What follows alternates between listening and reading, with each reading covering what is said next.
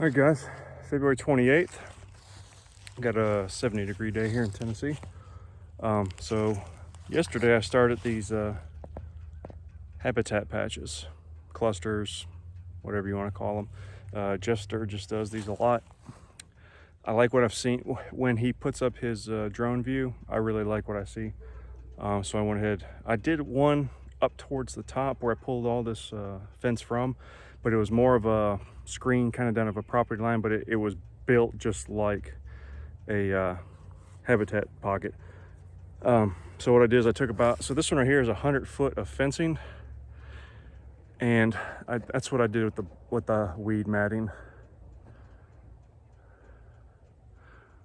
It's kind of all kinds of weird stuff, but that's all the matting that I had. I actually have a second one built over here that's about 125 foot of fencing.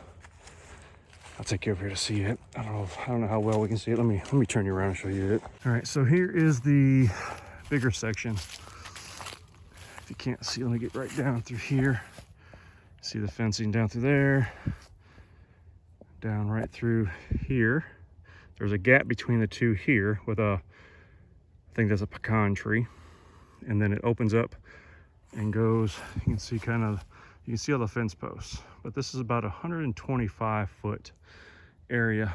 And I got to decide what I'm going to do. If I'm going to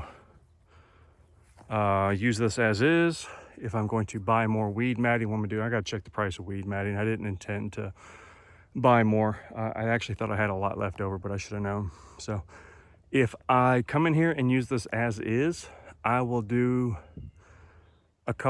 maybe a couple clethodim treatments this year to keep the grass at bay, because this is just gonna be a grassy mess up here, more so than anything. So if I got to keep weeds down, it'll be grass, but I'll come through here and I will just load this up with cuttings.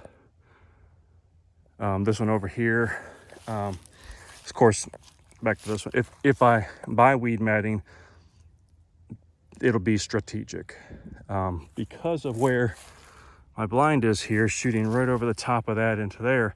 This will not have, if it has any trees, it'll be in this corner right here. And if I do a tree, it'll be, nope. It would be, if I do a tree, it'll be over there. I got to get up in the blind and look at this, but I don't want anything too close to my pecan. But I would probably do a hybrid poplar over in here somewhere, OP367. But that's about it. Like I said, I'll have to get in the blind and check that out. Otherwise, this will be red osier dogwood, yellow twig dogwood, dappled willows,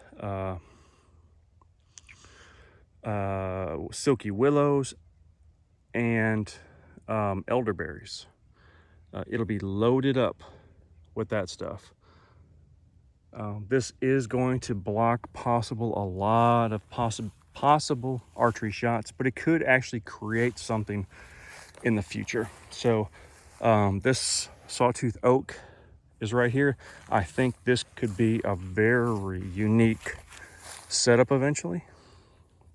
I will have, so that looks a little open, and that's 2 years going. I'm pretty unsatisfied with that, but I do have some silky willow cuttings in there right now.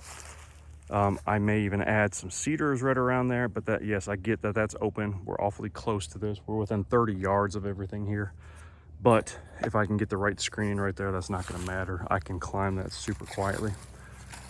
But I don't anticipate this being bedding. If it turns into bedding, that's fine. But I just anticipate this as still a move through section. They may stop for nibble and bite on some of the stuff, or they might, use it at night and whatnot, because they use this property a ton at night. And that sounds like a bad thing. In this instance, it's not a bad thing. So I want to do one more way back in here. But it'll be another day. I got a lot prepped yesterday. I did this whole section yesterday, ripped out the whole other section, seeded the dirt, and had all that planned for today, and did some errands and stuff today.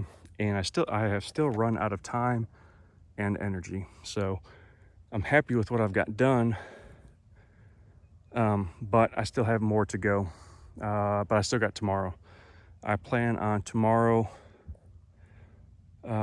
probably, I should have down what I'm gonna do here tonight. I'll figure this out tonight, and I'll do probably some cuttings tomorrow. I got to replace some spots in the area I tore all this fencing out of.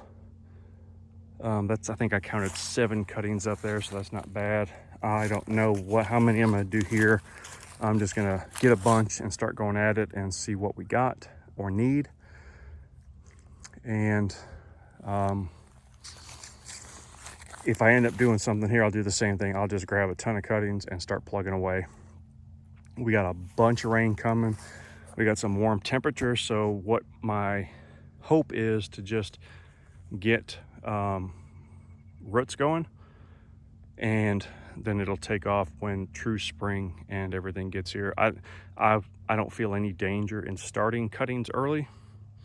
When I started looking at cuttings over 20 years ago, the person that I started buying them from is in Pennsylvania, and he would put them in the ground in January and February. The only issues he ever reported was the freeze frost occurrences would actually push the cuttings out of the ground. So once he got past all that, maybe pushed his cuttings back a bit, he was still planting way earlier than what we are now. So I don't have any concerns with them living. So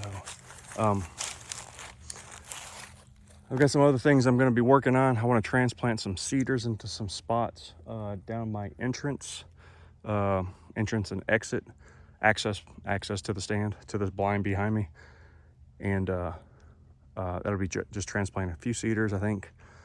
Anywhere between 5 and 10. I got plenty of those around here, so I'll be looking to do that. I don't know if I shared this or not, but just on the other side of the four-wheeler on the edge, I did transplant some plums out of this thicket right here. I would like to transplant some more stuff as I get time, and we'll just see how that goes.